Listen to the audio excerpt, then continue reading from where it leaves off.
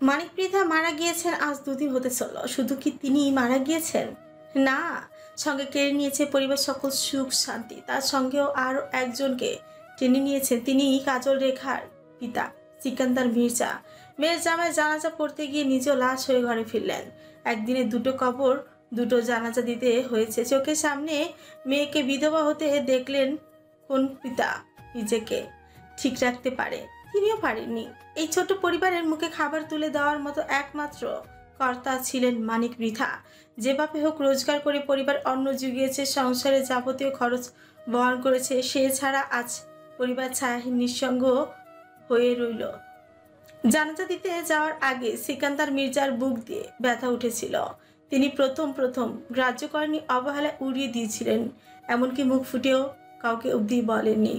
কাকেই বলবেন? মৃত বাড়িতে সকলে যার যার মতন ব্যস্ত। আগে থেকে ওনার হার্টের সমস্যা ছিল।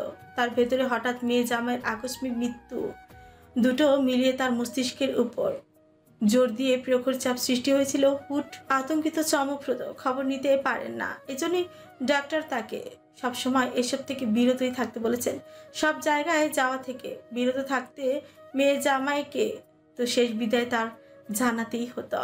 কাজল রেখা যখন মাটিতে গড়িয়ে গড়িয়ে কাঁদছিলেন, বুকে থাপড়িয়ে থাপড়িয়ে করুণ সুরে আর্তনাদ আহাজারি করে বলছিলেন, আব্বা, উনি ছাড়া আমার কি হবে? আমার পরিবারকে কে দেখবে আব্বা? এত ছোট ছোট সন্তান নিয়ে আমি কেমনে থাকমু আব্বা? কোথায় যাব? কার কাছে যাব? কে দেখবে ওদের? আজকের পর থেকে আমার নামও যে বিধবা খাতায় উঠে গেল, শরীরের বিধবা তকমা লেগে গেল। এমন বিভৎস মুমূর্ষ হৃদয় কাঁপানো আত্মচিৎকার আহাজারি সিকান্দার মির্জার বুকে গিয়ে ধারক খাটার মতো বিঁধল। মেয়ের করুণ গলার আর্তনাদ, পাগলামি মোটো তিনি সহ্য করতে পারলেন না। চিনচিন করে উঠল তার বুকটা। ঠিক ওই মুহূর্তে তার ভেতরটা কেমন ছটফুটি উঠল। শরীর ঘামের চটচটে দেখা গেল। থরথর করে কাঁপছিলেন। মস্তিষ্কে চিন্তা চেতনা রহিত ব্যথায় যেন রক্ত ছিঁড়ে যাচ্ছিল। বুকের ব্যথা ফের বাড়ছিল। সেই ব্যথা নিয়ে মানিক মৃধার খাট কাঁধে তুলেছিলেন। জানাজার নামাজে দাঁড়াতে গিয়ে তিনি হঠাৎই মাটিতে দাঁড়ান্ত অবস্থায় থেকে তপ করে নেতিয়ে পড়ে গেলেন। পানি ভর্তি মগেনে চোখে মুখে পানি মারলেও তিনি আর ওঠেননি। এরপরই লোকজন ধরাধরি করে বাড়ি নিয়ে এলো। ডাক্তার আনার পর জানান তিনি মৃত, হার্ট অ্যাটাক করেছে। এমন একটি কথা শুনে পুরো বাড়ি জুড়ে লোকারণ্যের ভিড়। এমন হৃদয় বিদারক ঘটনা খুব কম সংখ্যকই গ্রামে ঘটেছে। শত শত লোকের চোখে অশ্রু। জামাই শ্বশুর একদিনই শেষ। কাজল রেখা ক্ষণে ক্ষণে জ্ঞান হারিয়েছেন। ছোট্ট পাখিটার দেহে যেন প্রাণ ছিল না।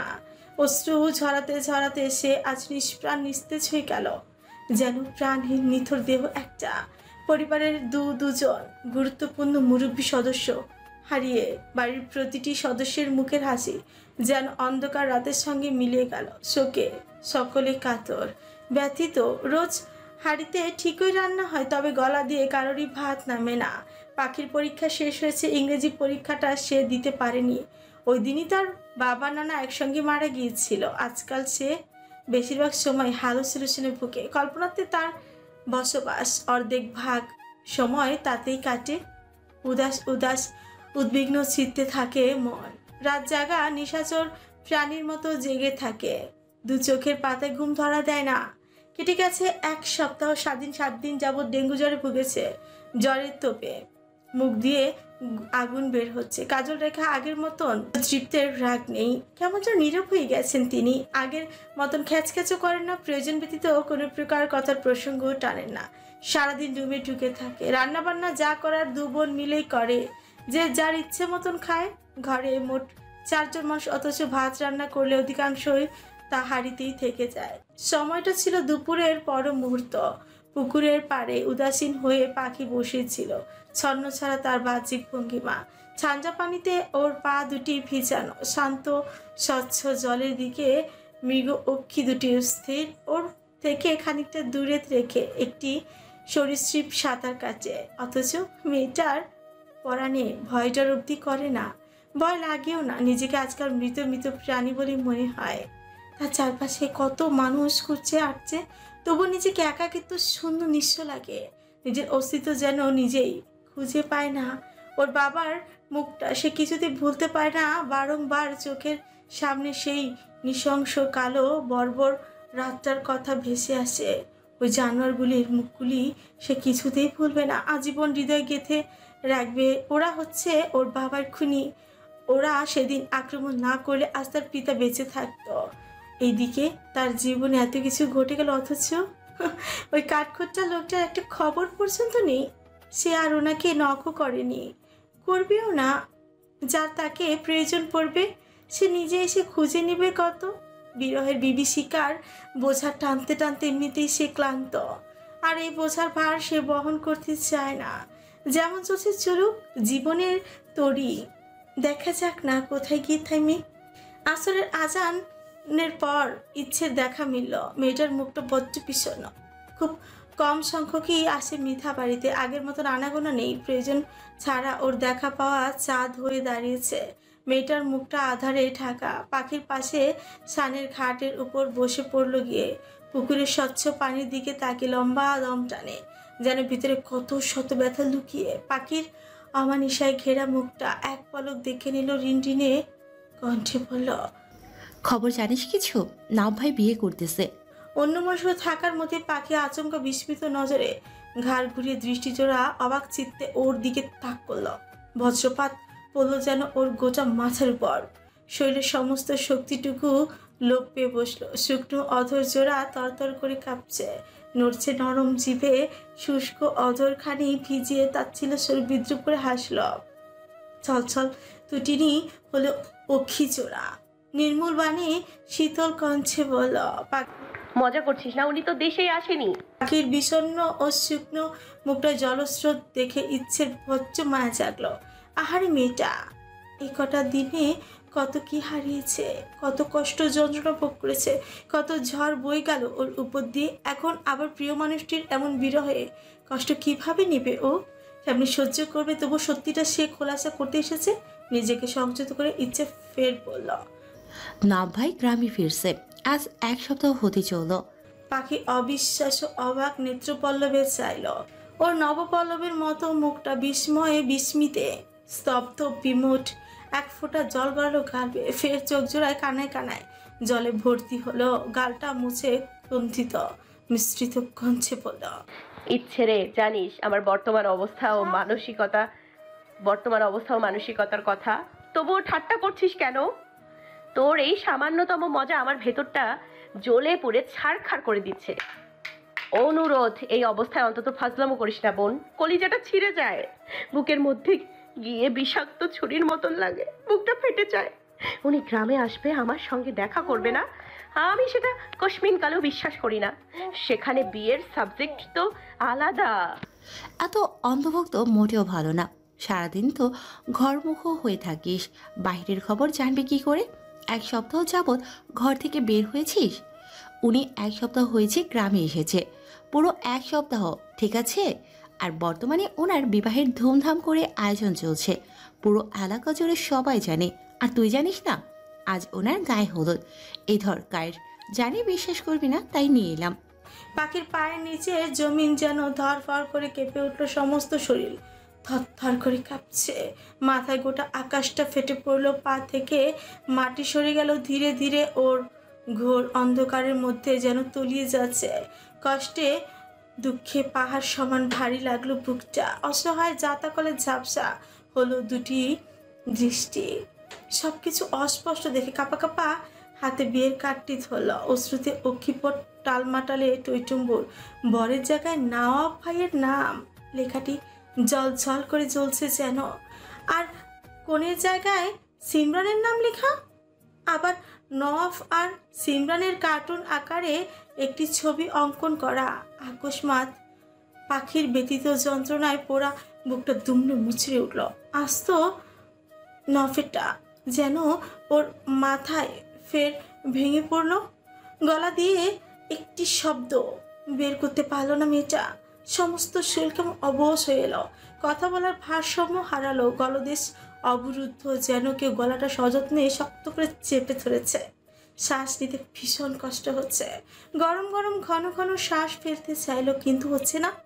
গলার কাছে কত শত কষ্ট যন্ত্রণার আহাজারি আত্মচিৎকার এসে আটকে আছে। ও হা করেই যেন সব বেরিয়ে আসবে। মেয়েটা হঠাৎই কাটি নিয়ে হন্তদন্ত হয়ে দৌড়ে এলোমেলো খোলা চুলে ছুটে চলল সদর দরজার দিকে। দপদপ করে স্বাধীনের রুমে ঢুকে পড়ল। সোজা ওর মুখের সামনে গিয়ে কাটি ছুঁড়ে মারল নেচে নোনা বাড়ি হাতে উল্টো পিঠে মুছতে মুছতে পড়ল। এটা কি ছিল স্বাধীন? তোকে আমি কাল বিকেলেও ওনার খবর আনতে কয়েকবার পাঠিয়েছিলাম। শুধু কি কাল, আজ সকালেও তোকে বহুবার ক্লাবে পাঠিয়েছিলাম, অথচ তুই একবারও বললি না আমায় তিনি বিয়ে করতে যাচ্ছেন। আবার বলিস না এসব বিষয়ে তুই জানিস না। কিন্তু তুই নিশ্চয়ই জানতিস স্বাধীন। শুধু শুধু মিথ্যে বলিস না ভাই। অসুস্থ থাকলেও কাজির হাট বাজারে প্রতিদিন গিয়েছিলি, নিশ্চয়ই তোর জানা ছিল। স্বাধীন অপরাধীর মতন মাথাটা নত করে চুপ করে রইল। প্রত্যুত্তরে কথার প্রেক্ষাপটে উত্তর দেওয়ার মতন ভাষা খুঁজে পেল না। সেও জানতো না যদি তার বন্ধু ফোন করে নব ভাইয়ের বিয়ের কথার প্রসঙ্গ না টানত। পুরো এলাকা জুড়ে রবদব সাজে সাজাচ্ছে মন্ত্রী একমাত্র পুত্রের বিয়ে বলে কথা। সাজের কোনো কমতি রাখেননি। তবে বিয়ের কথা শুনে স্বাধীন খুব অবাকই হয়েছিল। নব ভাই তো পাখিকে বিয়ে করেছে, তাহলে নতুন করে আবার কাকে বিয়ে করবে? এতদিন যে তার বোনের সঙ্গে গোপনে সংসার করলো, তাহলে সেসব কি ছিল? রঙ্গলীলা? ও বেশ কয়েকবার গিয়েছিল ওনার সঙ্গে দেখা করতে। বাড়িতে এত সিকিউরিটি রেখেছে যে তাকে গার্ডরা ভেতরে ঢুকতে দেয়নি। এছাড়া পাখিকে বিয়ের কথা এই জন্যই বলেনি, মেয়েটার বর্তমান মানসিক অবস্থা ভালো নয়। দুজন প্রিয় মানুষকে হারিয়ে অর্ধেক পাগল প্রায়। এর ভিতরে ওনার বিয়ের কথাগুলো শুনলে কিভাবে মেনে নেবে? নিশ্চয়ই পুরোপুরি পাগল হয়ে যাবে তখন। পাখি গ্লাস ভর্তি পানি স্বাধীনের মুখে দিকে ছুঁড়ে মারল। স্বাধীনের সম্বিত ফিরে আচমকা হকচকিয়ে উঠে। অন্য সময় হলে সে ভীষণ রাখত, পায়ের পা দিয়ে ঝগড়া করতো, কিন্তু আজকে ব্যাপারটা সম্পূর্ণ ভিন্ন। মুখের পানি গামছা দিয়ে মুছে নিল। এরপরে আমতা আমতা করে বলল, হ্যাঁ জানতাম আপা, তোমাকে বলিনি এই জন্য তুমি কষ্ট পাইবা। এমনিতেই কয়েকদিনে নিচের শরীরের কি হাল করেছো দেখেছো যে? এর চেয়ে অন্তত একজন ছাগলের বাচ্চার শরীরে ভালো মাংস আছে। মুখটা চেনা পর্যন্ত যাচ্ছে না। ওনার চিন্তায় যদি আবার পাগলামি শুরু করে বসো তাই বলিনি। খুব চমৎকার মহত্ব বোধের পরিচয় দিলি। আমি যে এখন কোনো পাগলামি করব না তার কোনো নিশ্চয়তা আছে নেই। তোরা সবাই হলি বেঈমান, কেউ আমার ভালো চাস না। তাছাড়া নিখিল ভাইও আমাকে একবার জানালো না এ ব্যাপারটা। সবার কাছে আমি বুঝি এতটা অবহেলার বস্তু হয়ে গেলাম। নিখিল ভাইয়ের সঙ্গে নাওব ভাইয়ের কথা কাটাকাটি হয়েছে তোমায় নিয়ে। নিখিল ভাই তাই লজ্জায় তোমার সামনে দাঁড়ায়নি। তোরা সব কয়টাই বিশ্বাসঘাতক। পাখি দাঁড়ান্ত অবস্থা থেকে হঠাৎ থপ করে নিচে বসে পড়ল। চুল খামচে ধরলো, পাগলের মতো আচরণ শুরু করে দিল। ডুকরে কেঁদে কেঁদে চিৎকার চেঁচামেচি করছে। মেয়েটা শ্বাস নিতে পারে না, দম ছেড়ে ছেড়ে আসে, দৃষ্টিগুলি এলোমেলো। নোনা জলে সবকিছু অস্পষ্ট দেখালো। ওর মর্মান্তিক আত্মচিৎকার শুনে মুক্তি রুম থেকে ছুটে এলো। পাখির উগ্র এলোমেলো আচরণ দেখে সে চমকে উঠল। ইশারায় স্বাধীনকে প্রশ্ন করল, ও কাছে কেন? নাওব ভাই বিয়ের কথা শুনে মুক্তি যেন আকাশ থেকে পড়লো। পাখির দিকে বিস্ফোরিত নয়নে একবার তাকে স্বাধীনকে শুধালো, উনি গ্রামে আসলেন কবে? আবার বিয়েও করছে কেন? তিনি না পাখিকে ভালোবাসেন? ওনার সঙ্গে আমার কথা হয়নি। বাড়িতে চেয়েছিলাম ঢুকতে, গার্ডরা ঢুকতে দেয়নি। মুক্তির প্রচন্ড রাগ লাগলো। রাগের তপে চিত্ত চিরে দাউ দাউ করে আগুন জ্বলে উঠল। দপ দপ পা ফেলে রুম থেকে মোবাইলটা এনে ফোন ঘেটে নিখিলকে কল বসালো। দুবার দেওয়ার পর রিসিভ করলো। মুক্তির মেজাজ বেজায় গরমই ছিল। মুখ দিয়ে তুই তাবাড়ি শুরু করে দিল। এ কুত্তাপ, তুই না বলেছিলি তোর বন্ধু কলিজা জান প্রাণ লিভার ফ্যাপসা সব দিয়ে আমার বোনরে ভালোবাসে? তাহলে নির্লজ্জের মতন এখন অন্য কাউরে বিয়ে করে কেমনে? সাবধানে কথা বলো মুক্তি, ফোনটা আমি ধরেছি। গাম্ভীর্য গলার কঠিন শ্বাস শুনে মুক্তি থমকে গেল। প্রথমেই নিখিল কল ধরেছিল। মুক্তির গালাগালি শোনার পর নভকে ধরিয়ে দিল। তবে মুক্তি আজ ভয় পেল না। সে গলা উঁচিয়ে চেঁচিয়ে বলে উঠল, আপনি কি আমার বোনকে ভালোবাসতেন না? ভাসতাম, ভাসিও এবং ভবিষ্যতেও ভাসবো। তাহলে অন্য কাউকে বিয়ে কি করে করতে পারেন? লাইটটা খট করে কেটে গেল। মুক্তির রাগে জিদে নিজের চুল ছিঁড়ে ফেলতে ইচ্ছে করছে। আবার কল দিল। ভাবলো কটা কথা শোনাবে আর আগেই ফোনটা কেটে দিল। এরপর যতবার ফোন দিয়েছে ফোন বন্ধ বলছে। মুক্তি মোবাইলটা জোরে সজোরে ছুঁড়ে মেরে রুমে চলে গেল। পাখির চোখের পানি অনেক আগেই থেমে গেছে, জল শুকিয়ে গালে দাগ পড়ে গেছে। কেমন পাগলের মতো নির্ভীক সে এক ধ্যানে তাকিয়ে আছে, যেন কিছুর গুরুত্বপূর্ণ হিসেব করছে। ওনার নিষ্ঠুর আচরণ মেয়েটাকে পুরোপুরি ভেঙে দিল। তবে সে থেমে থাকবে না। প্রেম করেছে ওর সঙ্গে, গোপনে বিয়ে বাসা সব ছেড়েছে, এখন অন্য কাউকে বিয়ে করে সংসার করবে। সে কিছুতেই হতে দিবে না। ওর বিশ্বাসই হয় না নব ভাই অন্য কাউকে বিয়ে করবে। সে উন্মাদনায় ছুটলো। স্বাধীন পেছন থেকে কয়েকবার ডাকলো, মেয়েটা সাড়া পাওয়া গেল না। মাগরিবের ওয়াক্ত তখন বিলের মধ্যে পায়ের টাকনো পর্যন্ত পানি। সেসব পেরিয়ে জঙ্গলের মধ্যে দিয়ে সা সা করে হেঁটে ছুটেছে। অন্য সময় হলে সে ভয়ে জঙ্গল কেন তার আশেপাশেও আসতো না, কিন্তু আজকের ব্যাপার হলো সম্পূর্ণ ভিন্ন। পরিস্থিতি মানুষকে অনেক কিছুই শিখায়। আজ তার প্রমাণ সে নিচে।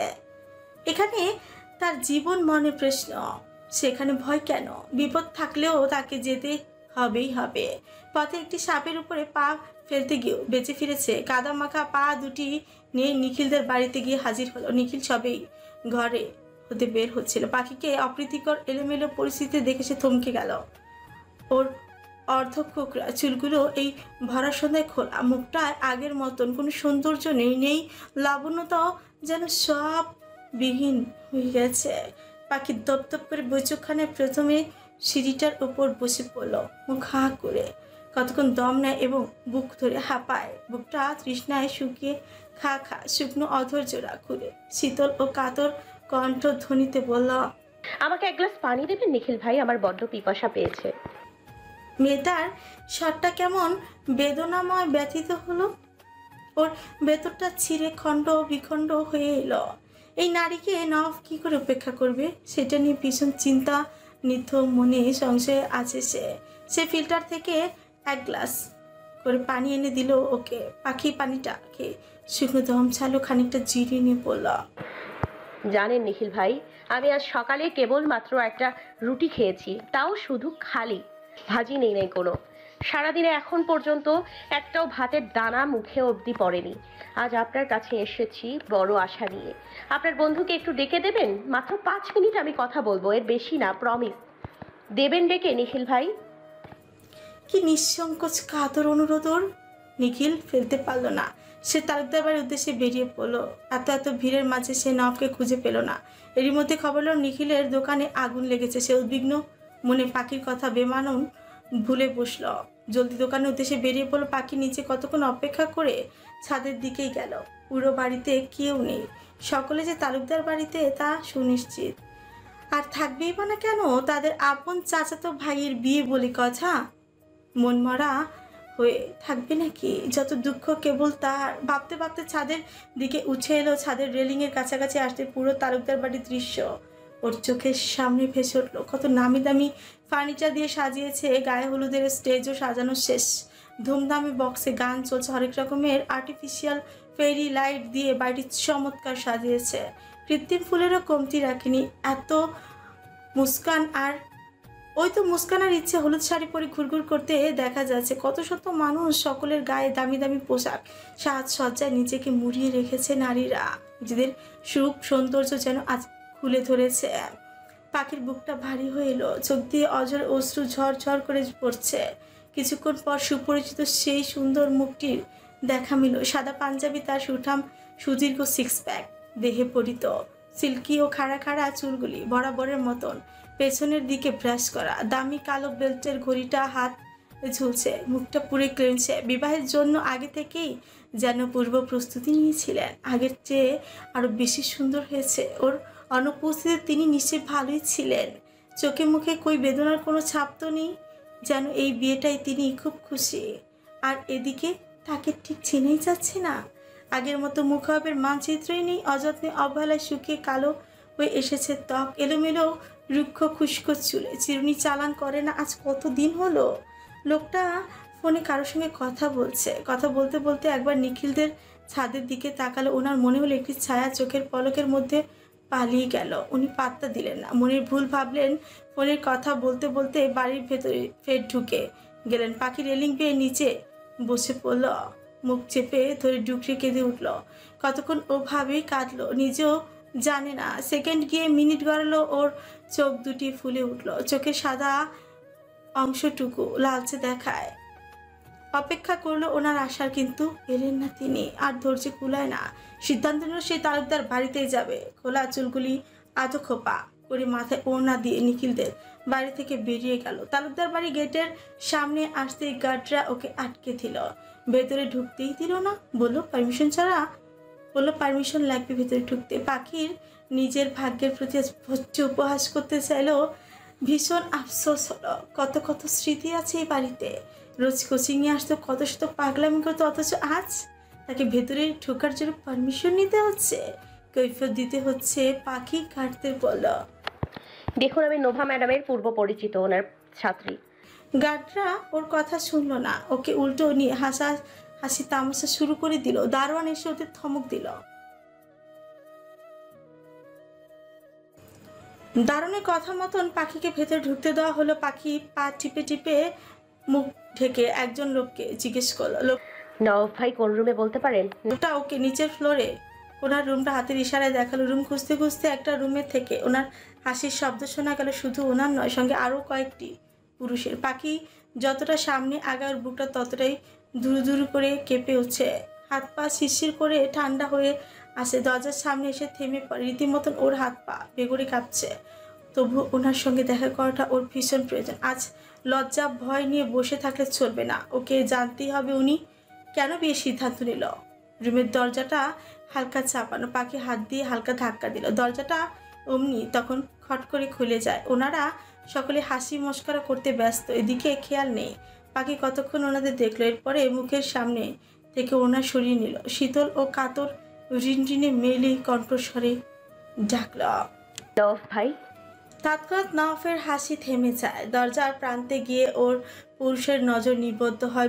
বিস্মিতে ওর নয়নজোড়া চমকপ্রদ। ঠিক কতদিন পর এই মুখটা দেখলো, ঠাহর করতে পারলো না। কিশোরী বাহ্যিক রূপগুলি ভীষণ অগোছালো, এলোমেলো। এই যে আধঠোলা চুলের খোপাটা খুলে গোটা পিঠময় ছড়িয়ে পড়েছে। চোখ গড়তে গিয়ে চোখের নিচে ডার্ক দাগ, চোট ফেটে রক্ত বেরিয়ে আসার জোগাড়। দেহে মাংসের চেয়ে হাড়ির পরিমাণই বেশি, পুরো গায়ে মাংস বলতে 30 কেজিরই মতো হবে। মুখের রূপ লাবণ্যতা কোনো এক অদৃশ্য। দেয়ালে আড়লে যেন চাপা পড়েছে। নওয়াফের বন্ধুরা ইশারে জানতে চাইল। নওয়াফের অস্পষ্ট গলদেশ হতে বের হইল, পাখির আমার কাজিন। মাথা যেন আকাশ ভেঙে পড়ল। অবিশ্বাস্য নয়নজোড়া তৎক্ষণাৎ নোনা জলে ছলছলে, অশ্রুতে কানে কানে চৈচুম্বর। অশ্রু এড়াতে ঝাপসা দৃষ্টিজোড়া তড়িঘড়ি করে দ্রুত নিচে নামিয়ে নেয়। শুকনো বিষাদ মাখা মুখের এক কোণে ফুটে ওঠে উপহাসের হাসি। নওয়াফের বন্ধুরা এগিয়ে এসে ওর সঙ্গে ফাজলামো করতে শুরু করে দিল। পাখি বিদ্রুপের সঙ্গে হাসল। ওদের চোখের আড়ালে এক ফোঁটা জল মেঝেতে গড়িয়ে পড়ল। দৃষ্টি নিচু হতে তুলল না, সে অবস্থাতেই কণ্ঠে উপহাসের বাক্য ঝরল। কে বলেছে আমি খাবার খাই না? খাই তো, জানেন আমি অনেক অনেক খাবার খাই। একসঙ্গে দুটো প্রিয় মানুষকে খেয়ে দিয়ে বসে আছি। এবার আপনারা বলুন তো আমার চেয়ে কে বেশি খাবার খায়? ওর বিদ্রুপ পরিহাসের কথন বচন শুনে নওয়াফের বন্ধুরা অপ্রস্তুত হলো। পাখির শুকনো মুখটার দিকে বিস্ময় নিয়ে কতক্ষণ ফ্যাল করে চেয়ে রইল। এতটুকু মেয়ে হয়ে এত বড় কথা বলে। তারা প্রায় তাজ্জব বনে গেল। নওয়াফ ওদের হাতের ইশারায় যেতে বলল। ওরা আর চোখে একবার নওয়াফ ও পাখিকে দেখে গেল। আন্দাজ করে নিল দুজনের ভেতর কিছু একটা তো চলছে। তবে আফসোস হলো মেয়েটা নওয়াফের হাঁটুর বয়সী। ওরা যেতেই উনি উঠে আসেন, পাখির সন্নিকটে এসে বলেন, বেশ শুকিয়ে গেছিস। আমি ফ্রিজ ভর্তি মাংস রেখে যাইনি যে যা খেয়ে শরীরের মাংস বাড়াবো। তেরা উত্তর, মাংস খেয়ে মাংস বাড়লে আজ স্বর্ণের দাম না বেড়ে মাংসের দাম বাড়ত। একটু যত্ন নিলেই শরীরের পরিবর্তন ঘটে। খুব সুখে আমোদ ফুর্তিতে ছিলাম তো, তাই শরীরের যত্নও নেওয়া হয়নি। পাখি তাকা আমার দিকে। পাখি নিচু অশ্রুসিক্ত ভাষা ভাষা নয়নজোড়া তুলে ওনার পুরুষালী চোখ দুটি দিকে তাক করলে নওয়াফের দৃষ্টি দুটি ওর চোখের দিকে তখনও স্থির। এমন কঙ্কাল হয়ে যাবি জানলে বালের বিদেশে যেতাম না। পাখি সম্পূর্ণ সময়টা নীরবই ছিল, গভীর চোখে ওনাকে অপলক করে এরপর এক পলক দেখে চোখ নামিয়ে নিয়ে শুধালো, এসব আমি কি শুনছি নওয়াব ভাই? আপনি নাকি বিয়ে করছেন? পাখির চোখের দেখা কখনো কখনো সত্যি হয় না, তার বাহিরেও অনেক কিছু থাকে। বুদ্ধিমান হলে তা আন্দাজ করে নিতে হয়। আমি তো বোকা নওয়াব ভাই, এত প্যাচগোছ আমি বুঝি না। আপনি তো আমাকে সরল সোজা বোকা দেখেই পছন্দ করেছিলেন, তাহলে আজ আমার থেকে বুদ্ধিমানের কিছু আশা করেন কি করে? উনি ওর অতি নিকটে চলে এলেন, মুখটা উঁচু করে তুলে দীর্ঘ মুহূর্ত ধরে দেখলেন, এরপরে বললেন, পাখি, আমি তোর সঙ্গে এই বিষয়ে রাতে কথা বলবো। আমি চাই না আপনার সঙ্গে আলাদা গোপনে কথা বলতে। রাতের আড়ালে আমার সঙ্গে পীড়িত করবেন, আর দিনের আলোয় আর একজনকে বিয়ে করবেন। যা বলার আজ এক্ষুনি বলবেন। কলিজা। ওর বলা কথার সঙ্গে সঙ্গে দেহটা রাগে ক্ষোভে কেঁপে উঠল। ডান হাতে নাড়া খেয়ে কাচটির গ্লাসটি টি টেবিল থেকে ঠাস করে নিচে ভেঙে টুকরো টুকরো হয়ে পড়ে গেল। নফ অসহায় চোখে ভাঙা গ্লাসের টুকরোগুলোর দিকে চেয়ে রইল। বুক চিরে ওনার দীর্ঘশ্বাস বেরিয়ে আসে। এই উম্মাদ পাগলিটাকে কিভাবে শান্ত করবে তা নিয়ে যথেষ্ট চিন্তায় আছেন। পাখির চোখ দিয়ে যেন দাউ দাউ করে আগুন জ্বলে উঠল।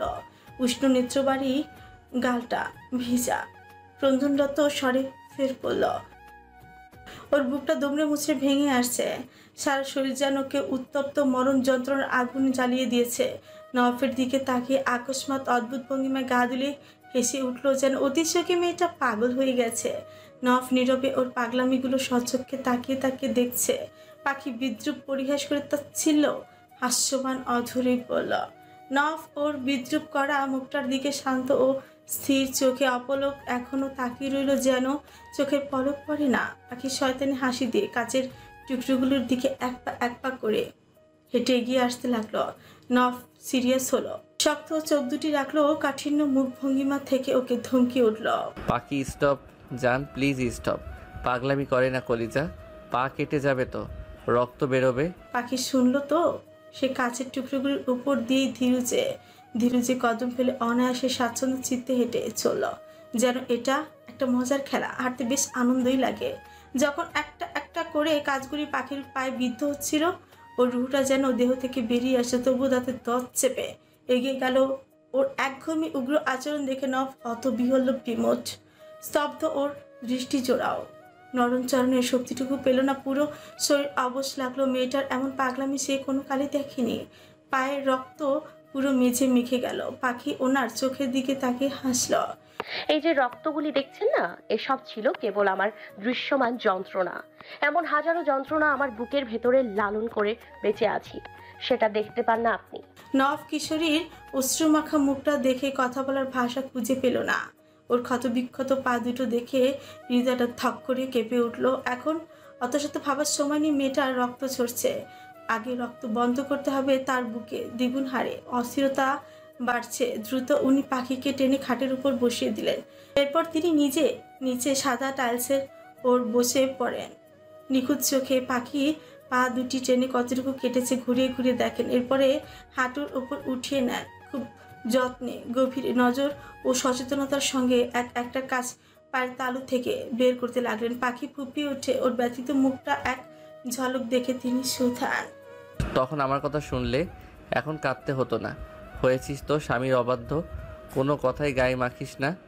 স্বামী বুঝি খুব ভালো, মাথার রগে রগে শয়তানি বুদ্ধি নিয়ে ঘুরে বেড়ায়, আবার ঘরে সতীন আনার নতুন পরিকল্পনা করছে। সেখানে আমি কাঁদবো না হাসবো?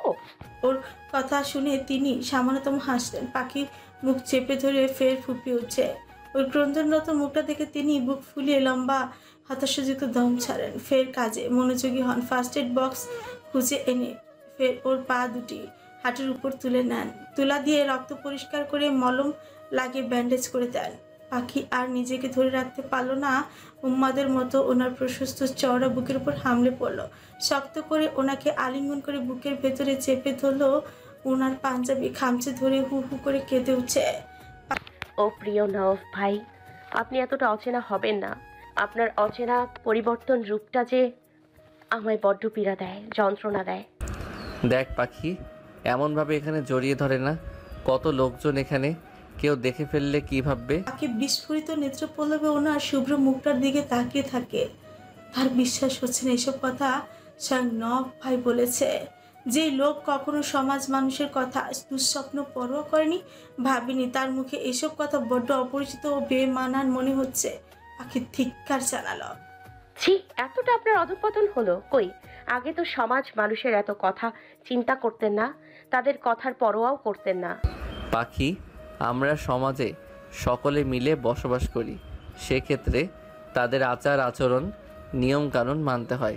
বড্ড পরিবর্তন হয়ে গেছেন। মোটেও নয়, তোর কাছে যেটা পরিবর্তন সেটা আমার কাছে বাস্তব সত্য। বিয়েটা তাহলে করছেন? পাখি, আমাকে একটা সপ্তাহ সময় দে, শুধু একটা সপ্তাহ, আমি সব কিছু ঠিক করে দিব। কি ঠিক করবেন আপনি? হ্যাঁ, দিনের পর দিন আমার সঙ্গে সংসার করে এখন অন্য কাউকে বিয়ে করবেন? এত সোজা? এগুলি কি করে করতে পারেন নওয়াব ভাই? আজ এই গায়ে হলুদের অনুষ্ঠানে আমার গায়ে হলুদ হওয়ার কথা ছিল, এই সাজসজ্জা সব আমার বিয়ে উপলক্ষে করার কথা ছিল, এই যে পাঞ্জাবি পরে নায়ক সেজে ঘুরছেন সেটাও আমার জন্য করার কথা ছিল। সেসব আপনি কি করছেন? সেসব আপনি কিছু করছেন? করেননি। উল্টো গ্রামে এসেছেন, এক সপ্তাহ হয়ে এলো, এর মধ্যে একটা খবর পর্যন্ত নিলেন না।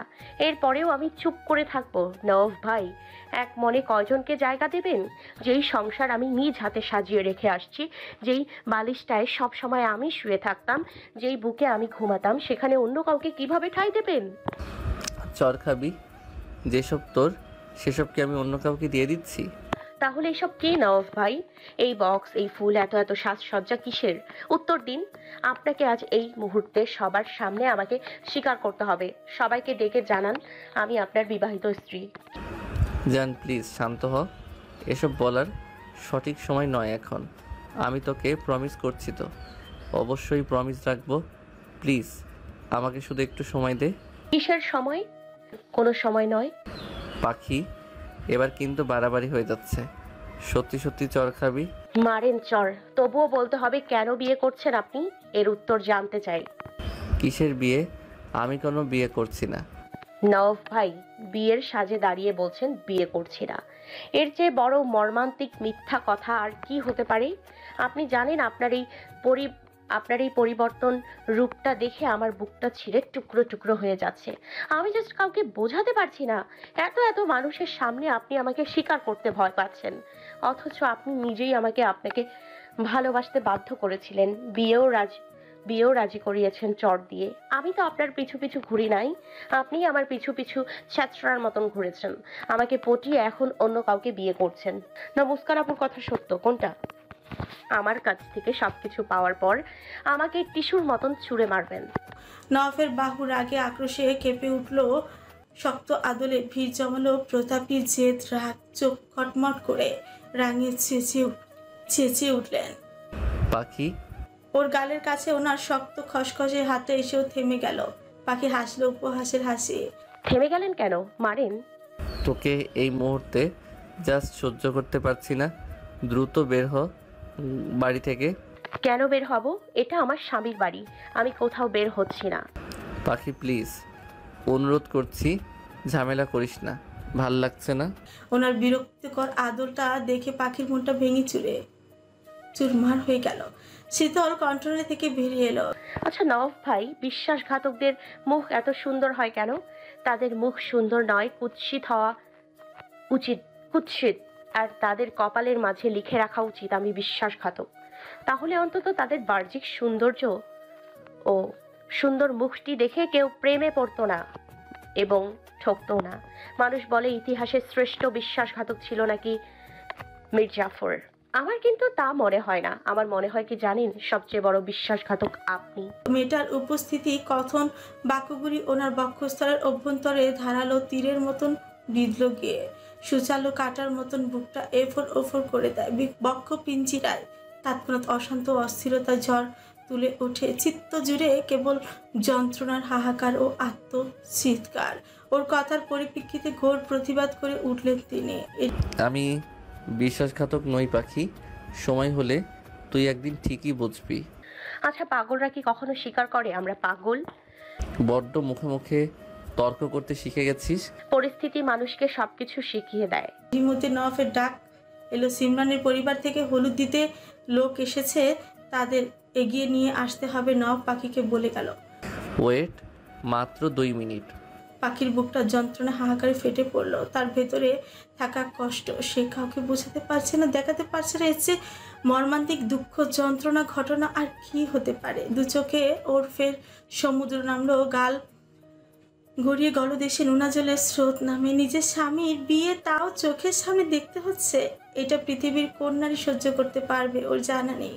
সিমরানের পরিবারের সঙ্গে বেশ হাসি খুশি কথা বলছে নফ, আবার হাতে হ্যান্ডশেকও করছে। এরপর ওনাদের ভেতরে পাঠিয়ে দিয়ে পাখির কাছে পুনরায় ফিরে এলো। ওনার লোকটাও সন্নিকটে এসে ওর হাত দুটি ধরতে চাইলো। পাখি দ্রুত ছিটকে সরে গেল, চোখ রাঙিয়ে তুলে। ছবে নামায়।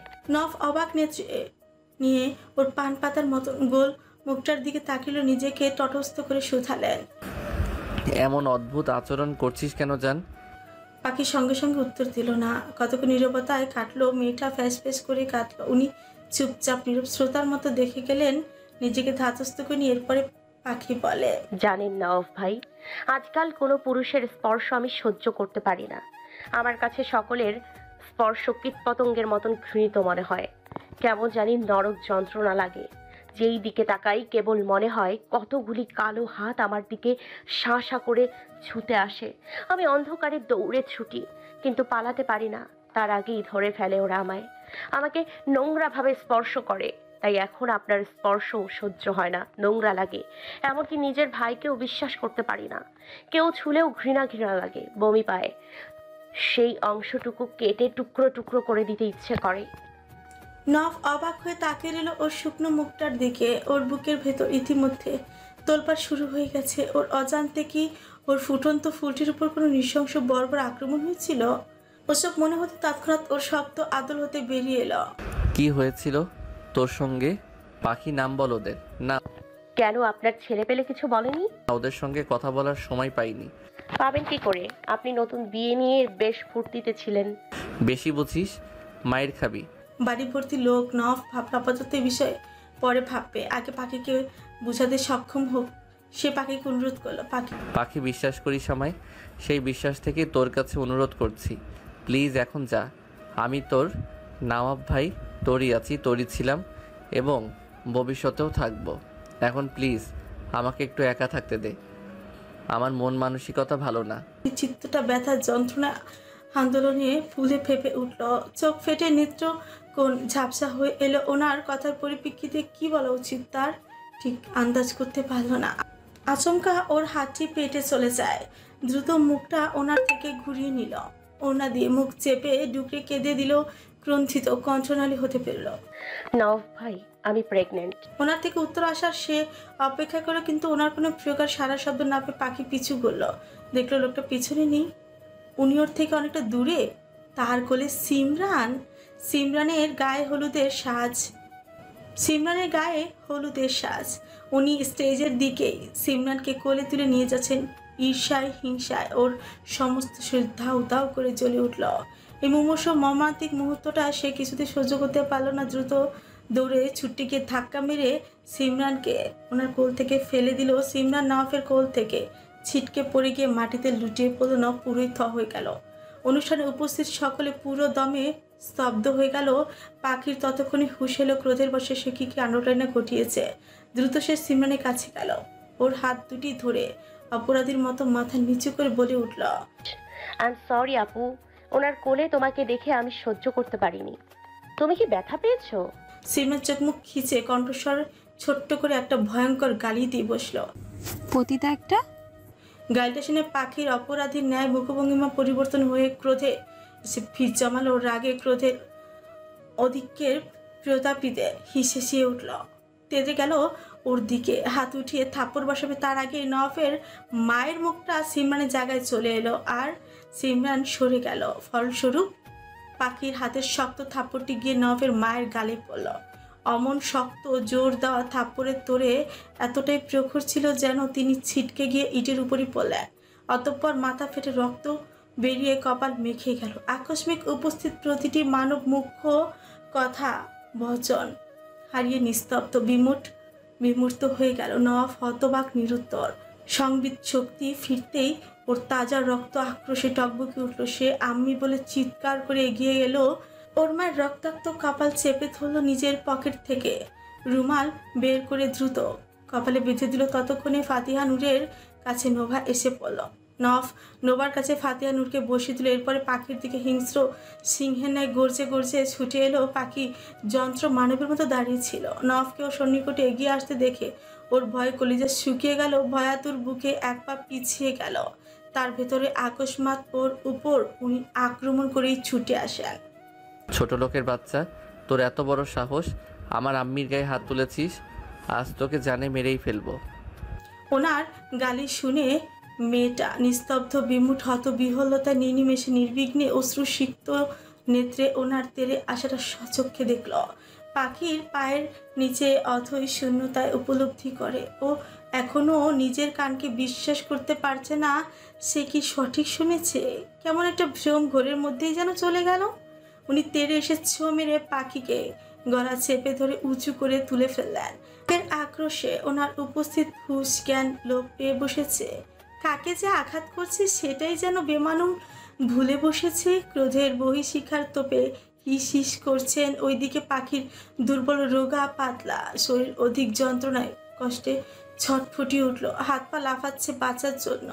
ওনার হাতে খামচি বসিয়ে দিল। নখ দেবে যাচ্ছে, তবুও লোকটা ছাড়ছে না, উল্টো চাপ বৃদ্ধি প্রয়োগ করে ভীষণ করে চেপে ধরেছে। ওর মৃগনয়ন দুটি বিভৎসভাবে বেরিয়ে এলো। জিভ গলা দিয়ে বেরিয়ে আসতে চাইল। চোখ দুটি উল্টিয়ে নোনা জল গড়াচ্ছে প্রয়াস। জ্ঞান হারানোর জোগাড় ভ্রমে আটকে গেল। চোখে ধোয়া ধোয়া অন্ধকার দেখছে, যেন সে মৃত্যুর দেশে চলে যাচ্ছে। চোখের সামনে ভাসছে নফের সঙ্গে সুন্দর মধু চন্দ্রিমা মুহূর্তগুলো। কত কত যত্ন করতো ওর, কত ভালোবাসা, কত শত রাত দুজনে একই সঙ্গে অন্তরঙ্গ মুহূর্ত মাখো হয়ে কাটিয়েছিল। সে সুন্দরতম মুহূর্তগুলি কি করে ভুলতে পারেন তিনি? বর্তমান লোকটার এত পরিবর্তন হয়ে গেল যে তাকে আঘাত করতো দুবার ভাবলো না। হায় ভাগ্য আমার, হে কাকে দেহ মন দিয়ে ফাঁসলাম, যার জন্য আজ নিজের জীবন আমার ধ্বংসের পথে। যে নিজেই ওকে মারতে উঠে পড়ে লেগেছে। তার মনে হলো মৃত্যু হলেই ভালো হতো, অন্তত এই মুখটা আর কাউকে দেখাতে হবে না। জীবনের প্রতি ওর কঠিন বিতৃষ্ণা জমে গেল। মরে গেলেই ওর আর তামাল জাহানের পৃথিবী এত এত কষ্ট যন্ত্রণা সহ্য করতে হবে না। সব কিছু থেকে মুক্তি মিলবে। কখন যাবে ওর দেহ থেকে প্রাণটা অপেক্ষা করতে লাগলো। এখনো লেট করছে কেন? এই তো দম বন্ধ বন্ধ হয়ে আসছে। শ্বাস পড়ে থেমে থেমে জিভ শুকিয়ে গেছে। ওই তো তার আব্বাকে দেখা যাচ্ছে, তিনি ওকে দেখে হাসছেন, হাত দুটি বাড়িয়ে দিচ্ছেন। পাখি ধরতেই ছাপে, তার আগেই গলা দিয়ে ফ্যাস ফ্যাসের শব্দ বেরিয়ে এলো। শ্বাস শেষ অবধি বন্ধ হয়ে হাসবে বুঝি। গলাটা পুরোপুরি অবরুদ্ধ লাগলো। দৃষ্টি দুটিও নিভু নিভু হয়ে আসছে। হাত পা নিস্তেজ লাগলো, আগের মতন লাফায় না আর একটু সময়। এরপরেই সে দুনিয়ার বুক থেকে চিরতরে নিবে। শেষ দু ফোঁটা অশ্রু ফেললো নয়ন জোড়া থেকে। মুখ দিয়ে কালিমা উচ্চারণ করলো, লা ইলাহা ইল্লাল্লাহু মুহাম্মাদুর রাসূলুল্লাহ। পাখির চোখের উষ্ণ নোনা জল নওয়াফের হাতের উল্টো পিঠে এসে গড়িয়ে পড়লো। ওর ঠোঁট থেকে কালিমার ধ্বনি নওয়াফের কানে ঢুকতে ওর হুঁশ আসে। রাগের বসে সে কি অঘটনটাই না ঘটাচ্ছে। জলদি হাত ছিলে করে দিল। অতঃপর পাখির ছোট্ট দেহটা জমিনে লুটিয়ে পড়ল। নিস্তব্ধ হয়ে রইল ওর দেহটা। নরমচরণের জো নেই। জ্ঞান আছে কিনা বোঝা গেল না। নওয়াফের পুরো পাগল পাগল দশা। এ কি করলো সে? তার চোখ দুটি বিভৎস আকার ধারণ করলো।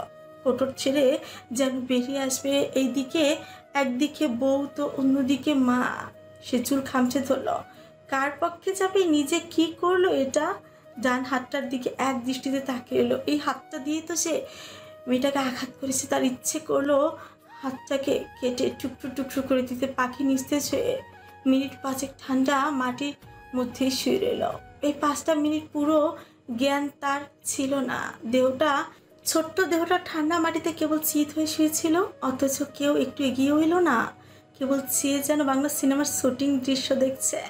মিনিট 5 পর ওর স্বল্প স্বল্প জ্ঞান ফিরল। গলাটা ভীষণ ব্যথা, কুকু করে কেসে উঠল। শ্বাস নিতে ভীষণ কষ্ট হচ্ছে। একটু ঢোক গিলেও যায় না। চতুর্দিক থেকে আজ অসহায়ত্ব বোধ তাকে গলা চেপে ধরেছে। চোখ গড়িয়ে ফের উষ্ণ জল গড়ালো। চোখ দুটি বন্ধ করে নিল। অদরের ভাঁজে ভাঁজে বিড়বিড় করে চলল কয়েকটি কথার বান। আল্লাহ কেমন জীবন দিলা, এমন জীবন তো চাইনি কখনো। নদীর স্রোতের মতন ভাসতে ভাসতে যে কুল ধরে বাঁচতে চাইলাম সেটাই ভেঙে দিলাম। জীবনের প্রতি আমার আর কোনো অভিযোগ নেই। এক পা করে হেঁটে দীর্ঘপেশী দেহটা ওর দুর্বল শরীরটার সামনে হাঁটু ভেঙে বসে পড়ল। শুকনো দেহটা টেনে বুকের ভেতর নিয়ে আসেন পাখি। পিনপিন করে চোখ খুলে ওনার দিকে চায়। ওনার চোখের পাপড়ি ভেজা। কাছে নাকি? হয়তো হ্যাঁ, হয়তো না। পাখি দুর্বল চিত্তে দেহটা নিয়ে ওনার বুক থেকে নড়তে চেষ্টা করলো, তবে শত চেষ্টা করে পারল না। ওনার বিচলিত অনুতপ্ত মুখটা দেখল। হাতটা কাঁপতে কাঁপতে ওনার গলার দিকে গুটিয়ে নিল, মুখ ঘুরিয়ে নিল। জানটা তো কেড়েই নিয়েছিলেন, তাহলে বাঁচালেন কেন? I am sorry my heart. Nawab ভাই, আপনারে আমি এক আকাশ সমতুল্য ভালোবাসতাম, আর আপনি আমার এই সমুদ্রতম ঠকালে। এই দুঃখ আমি কাকে দেখাবো, কাকে বলবো? এই কটা দিনে যন্ত্রণার একাংশ ভাগ যদি আপনি উপলব্ধি করতে পারতেন, তাহলে আমাকে আঘাত করার আগে আপনার বুক অবধি কাঁপত। জানেন, এই পৃথিবীতে কষ্ট দুঃখের ওজন যদি পরিমাপ করা যেত, মনে হয় সবার আগে আমার কষ্টের ভাগ সবচেয়ে বেশি ওজন হতো। ওনার চোখের পাপড়ি ভেজা। কাছে নাকি? হয়তো হ্যাঁ, হয়তো না। পাখি দুর্বল চিত্তে দেহটা নিয়ে ওনার বুক থেকে নড়তে চেষ্টা করলো, তবে শত চেষ্টা করেও পারলো না। ওনার বিচলিত অনুতপ্ত মুখটা দেখলো। হাতটা কাঁপতে কাঁপতে ওনার গলার দিকে নিয়ে গিয়েও গুটিয়ে নিল, মুখটা ঘুরিয়ে নিল। নওয়াফার গলার মধ্যে মুখটা নিয়ে গুজে দিল। পাখি টের পেল নোনাজলের উপস্থিতি। ওর ঘাড়ে নোনা পানিতে ভিজে স্যাঁতসেঁতে হয়ে এলো। শরীরের সমস্ত শক্তি অপচয় করে পাখি ওনাকে ধাক্কা দিয়ে নিজের শরীর থেকে আলাদা করে দিতে চাইল, কিন্তু দুর্বল শরীরে পারল না ওনার বলবান শক্তির সঙ্গে বলিষ্ঠ দেহটার আলিঙ্গন থেকে মুক্তি পাওয়া কি এত সোজা? পাখি বুক ফুলিয়ে ঘন ঘন শ্বাস টানে। ওর বক্ষ পিঞ্জিরার রাগান্বিত উত্তেজিত গতিবেগ বেড়ে যায়। পুরন্ত কণ্ঠের বেগ বহাল রেখে বেশ শীতল গলায় বলল, ছাড়ুন আমায়। এই যে আপনি আমায় জড়িয়ে ধরে রেখেছেন না, আমার মনে হয় কি জানেন, কীট পতঙ্গে আমার শরীরটা গিরগির করছে। আপনার স্পর্শের চেয়ে এই ঠান্ডা মাটির স্পর্শ আমাকে অধিক স্বস্তি ও শান্তিদায়ক দেয়। নব অবিশ্বাস্য নয়নজোড়া নিয়ে ওর মুখ প্রান্তে তাক করে নীরবে নির্বিকার ওর ঘৃণিত মুখটা ফিরিয়ে নেওয়া দেখে এরপরে ওকে মাটিতে শুইয়ে দেন। মাথায় খসখসে হাতটি দিয়ে আদুরে স্পর্শে বুলিয়ে দেন। আমার স্পর্শ যেহেতু তোকে এতই পীড়া দেয়, যন্ত্রণা দেয়, তাহলে থাক মাটির সঙ্গে বন্ধুত্ব করে। উনি ওকে ওভাবেই রেখে হনহনিয়ে হেঁটেই চলে যান। পাখি দৃষ্টি দুটি বন্ধ অবস্থাতে বিদ্রুপ করে হাসল। ওর দু চোখের পাতা ভারী ভারী লাগলো। চক্ষু যুগলের কোল ঘেঁষে গরম নুনাজলের উপস্থিতি। পিতা হারিয়েছি, নানাও হারিয়েছি, তবু এতটা কষ্টে বুকটা আমার ক্ষতবিক্ষত হয়নি যতটা আঘাতে আপনি আমার বুকটাকে সযত্নে ধারালো অস্ত্র দিয়ে ক্ষতবিক্ষত করে ঝাঁঝরা করে দিয়েছেন। নফের চরণদ্বয় গতিপন্থীর মধ্যে আকস্মাৎ থেমে পড়ে। আশ্চর্যিত হয়ে ওর দিকে ঘুরে ফিরল। ওর ধারালো কথার বাণে বুকটা তার থপ করে কম্পন তুলে উঠে। পাখির নিষ্পাপ মুখটা এক ঝলক দেখেন। পাখি ঘৃণায় ওনার থেকে মুখ ঘুরিয়ে নেয়, নওয়াফের দিকে তাকায়ও না।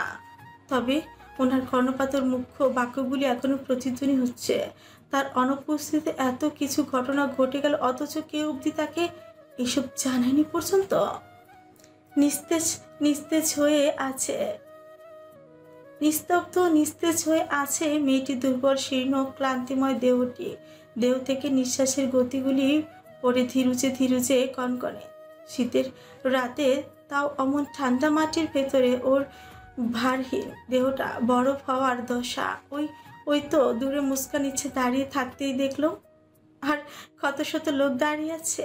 সকলের চোখে ওর জন্য বিন্দুমাত্র মায়া দেখলো না, কেবল ঘৃণা তুচ্ছতা দেখতে পাচ্ছে। বিশেষ করে মুস্কানের চোখে। ওর সারা অঙ্গ যেন বৈশানের দাউ দাউ করে জ্বলছে। সঙ্গে অধরের কোণে খেলা করছে এক অদৃশ্য রহস্যময় প্রাণখোলা হাসি। পাখি মাটির উপর ভর দিয়ে উঠে বসলো। বুক ধরে কতক্ষণ খুকখু করে কাশলো। এক গ্লাস পানি তৃষ্ণায় গলাটা শুকিয়ে কাঠ লাগলো।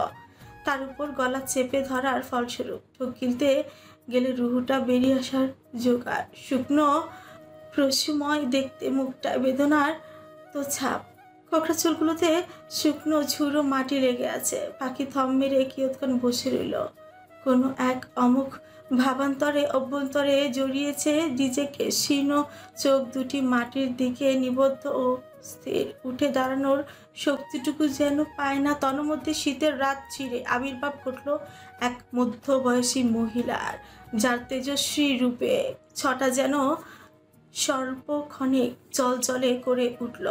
হেঁটে আসে কোনো নারীর ভঙ্গিমায়, লম্বা দাপা খাপা দেহের গঠন, কোমর সমান চুলগুলি পুরো পিঠে ছড়িয়ে, ফর্সা শরীর, কচু পাতা রঙের শাড়িটা বেশ মানানসই। বয়স হলেও রূপ যেন এখনো আগের মতোই। তার গলদেশ থেকে গভীর ও তেজস্ক্রিয় গলার একটি স্বরই ভেসে এলো, পাখি চলে আয়।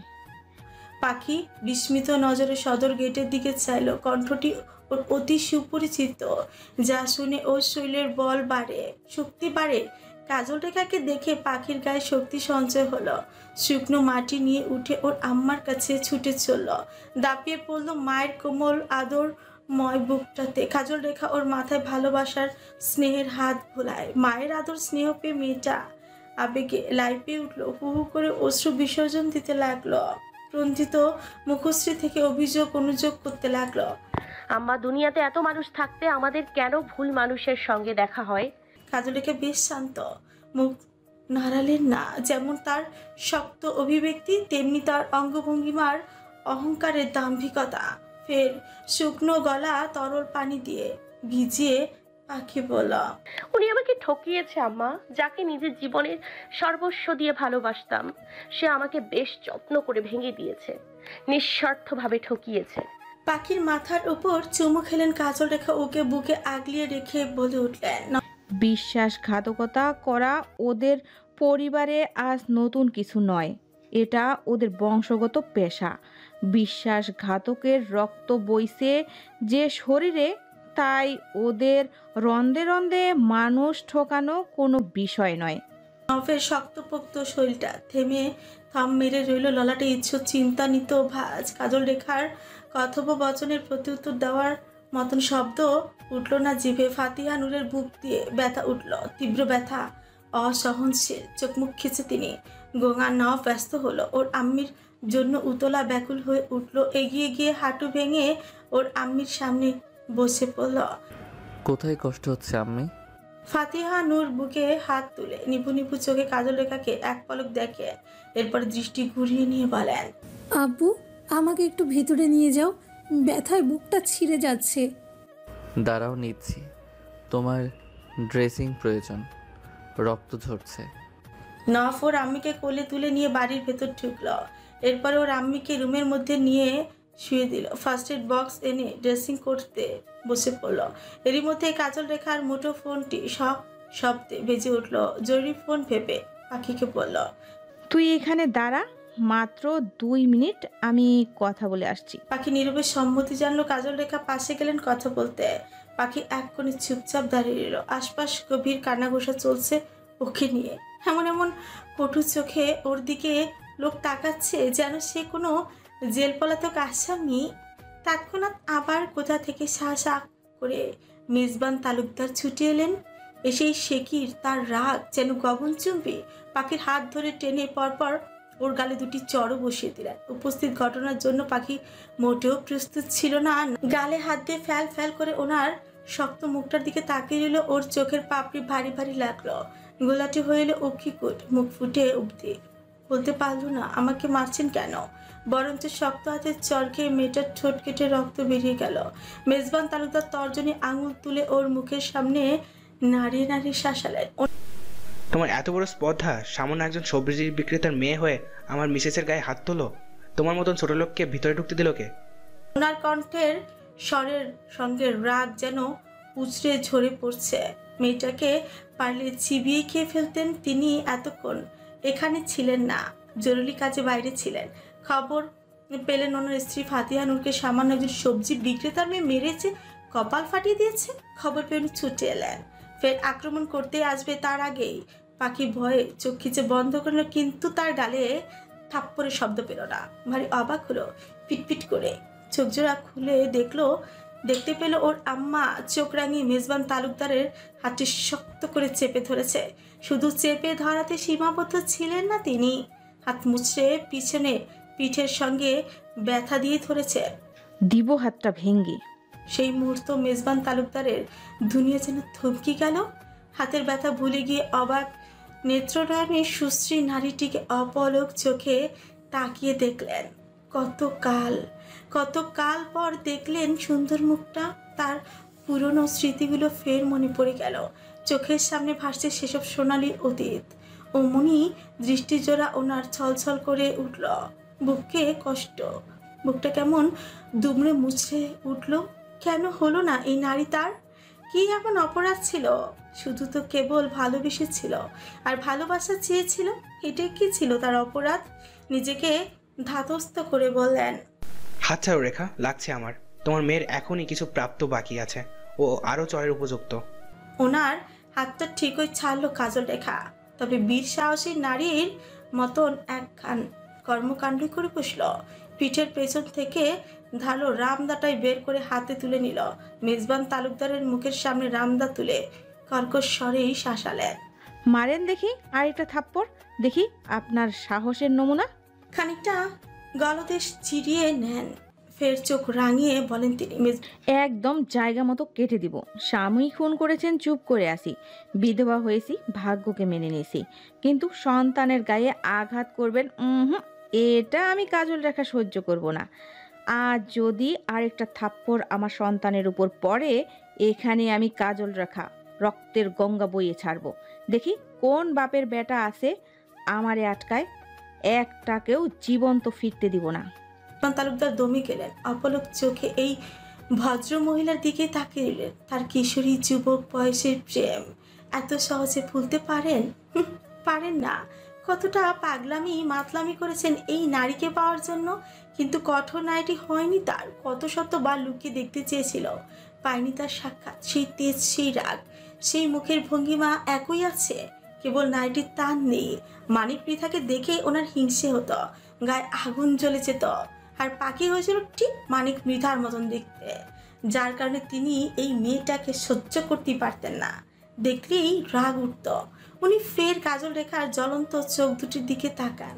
সৌন্দর্যটাও কমেনি, তার চোখ দুটি ওই নাইটির দিকেই আটকে রয়। নওয়াব আসলো মিনিট 10 পর। বড় বড় পা ফেলে উঠোনে নামলো। স্টেজের দিকে এগিয়ে আসতে পাখির দিকে চোখ পড়লো। দেখলো মেয়েটার অধর কাটা, ওর বুকটা যেন কামড় বেড়ে ধরল। হঠাৎ ওর চিত্ত দাউ দাউ করে চলে উঠল। বুকের অভ্যন্তরে আঘাত হানলো গিয়ে। বিচলিত হয়ে এগিয়ে গেল ওর নিকটে। ওকে স্পর্শ করার আগেই কাজল রেখা এক প্রকার নফের সামনে থেকে পাখিকে ছো মেরে ছিনিয়ে নিল। চোখ রাঙিয়ে শুধালো, শোন ছেলে, আমি কাজল রেখা মোটেও ভালো মানুষ নই।